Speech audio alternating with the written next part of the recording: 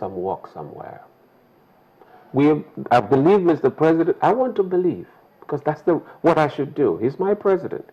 I believe, Mr. President, they've noticed exactly where is the source of the problem, why they've not been able to solve the problem, and they begin to build on it. You don't build a house without a foundation. This is the problem with this country. We're coming from regimes with immediate effect. And as such, we forget that for you to build anything, you must have a solid foundation. It is obvious now, we've seen the rot, I'm sorry to say this, in the army, just like you have everywhere else, that faced with this, suddenly they didn't have an answer. It's a funny type of war. It's guerrilla. You don't know exactly who you're fighting. So our soldiers were not trained for that. But I believe over time, and the embarrassment that this must have cost Mr. President, they've gone home, done their homework, and if Mr. President now talks with the confidence I have not noticed before, we will rout these people, they will not win. I love those words. I've not seen him talk like that before. And I want to believe he's saying that because there is something he has prepared. To me, hope is imperative. I like to continue to be positive about this country. If we go with all the negative emotions, then even the little we can add, we wouldn't. We wouldn't care.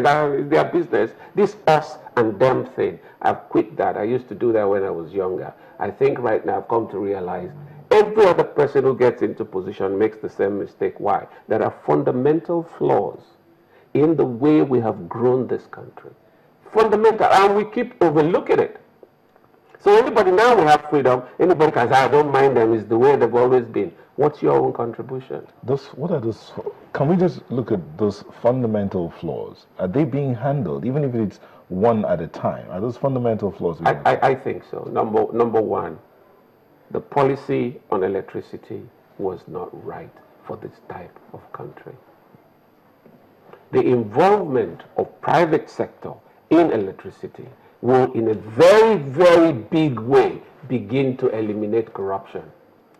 Because before, all I have to do is pray to be a director in NEPA. I'm made for life. My great-grandchildren will never be poor. It's as simple as that, because there will be no light. We'll cry to government. Every government had wanted to provide light. But with the same structure, it wouldn't work. The structure has changed. Now the awareness, reminding us, you know what? You're hungry today. Do you know we were poorer in the 60s, but we ate more? You can visit anybody in Nigeria without a phone call because there was no phone anyway, and the minute you come in, they bring food. Today you have to phone, and then they'll check whether they can give you food. You know, what's the reason? Because we abandoned agriculture. I think we're going back to it. And there is hope as far as I'm concerned. If our imports in agriculture can come down from 1.4 trillion to less than 700 million or 700 billion, I think there's progress.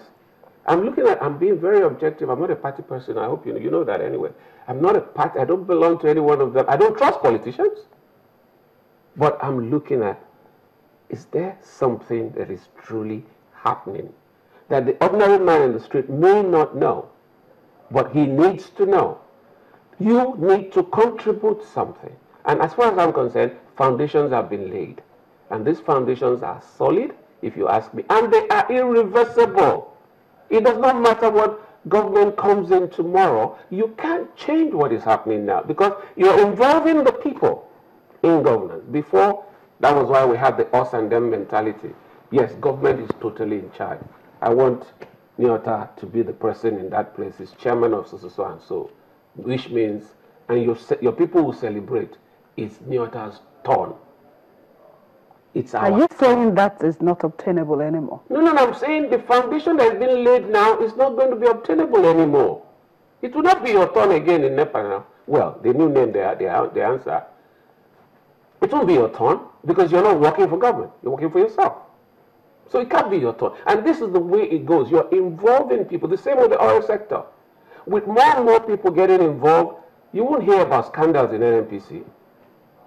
If you don't lay those foundations, because people are now protected. He said something about vigilante in his area. Oh, people got to a stage where they say, look, man, you know what? We can no longer trust the police to protect us. We create our own vigilante. As far back as 2003, a law was passed in Anambra State for the Anambra Vigilante Services. In other words, the House of Assembly passed it, the State House of Assembly passed it, so that they can create their own security. Necessity is the mother of invention. Nigerians, this is growth. Nigerians are beginning to say, you know what, we'll protect ourselves. What was happening in Northeast? We have the civilian JTF. Those who say, we don't want this. Our place will remain underdeveloped. So why don't we assist? Because we know the areas. Let's assist the soldiers. And they're doing it. The truth is that let us begin to notice.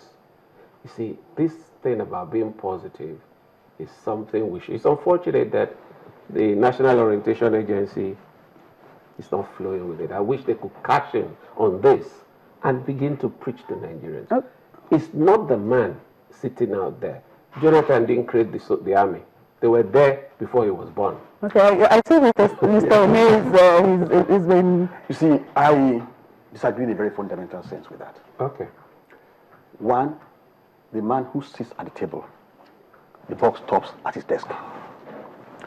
Now, if you are talking about expectations for 2015, I ask myself, only a fool will believe, for instance, will build his house on a castle of nothingness. Let's look at the economy. Let me take the example of the oil sector. We had more than 15 years to warn us of this day. We did pretty nothing about it. Unfortunately, in the last 5 years, Nigeria, people forget very easily that in the last 4-5 years, Nigeria has been losing an average of 20%. That's a fifth of its oil revenue on a monthly basis. Check last year's budget, check the previous year's budget. You budgeted 2.5 million barrels a day. And then what comes ultimately is 1.9. Now, some countries who have gone to war to lose a tenth of their national revenue. Somebody presided over it and you say, now we are looking at a future that is glorious. Until you deal with such fundamental things in the economy. I wish I could have faith that next year, the theft of 20% will suddenly, because somebody is now talking tough, will suddenly translate to 0%. I do not believe that. It's hard for me to accept. It happened in 2012, 2013, 2014, and then 2015, it will suddenly be eradicated. I wish I could believe that. There are so many things fundamentally wrong with our economy that we must... Now, we are talking about luxury taxes in response to the global downturn. Our problem, I always say it, they are largely internal. Today, you are talking about luxury taxes. Those things you ought to have had a very good tax system. Somebody's just waking up to it only because the price of oil went to. What have we been doing in the last 10 years of reforms? 40 years, at least go back. No, if we are talking about restructuring the economy, the Power Sector Reform Act came. 1960. The Power Sector Reform Act came only in 2005. So in other words, we've had almost 9+ years now to at least lay those foundations. What is exactly the prognosis? We're not seeing anything new. In 1999, people forget, in 1999, oil was barely $9. Yes. Today, oil went at the point, June last year, we sold oil far above $100. People kept warning. These things will come in. It's a cycle. It's so predictable. Nothing was done. The best we could do was to create an excess food account, which some people do whatever they please with, because it's not subject to the institutional controls, the strictures of parliament. Because if you check all the records, what you find is that the management of this is always shrouded in controversy. Now, we'll use suddenly, because now we are going to an election year, somebody will clean it up. There are so many things we need to clean up. Okay. Mr. Finances are in a state of shambles. Our economy is in shambles, whether you like it or not. People will believe only what they want to believe, that it's going to be better. Now, it's good that Nigerians believe that tomorrow will be better.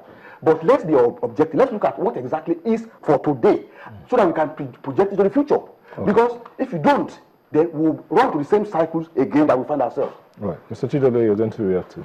Yeah, when everybody was talking, I kind of started taking notes and all that. part of the things, the first question was about the security situation, Chibok girls. And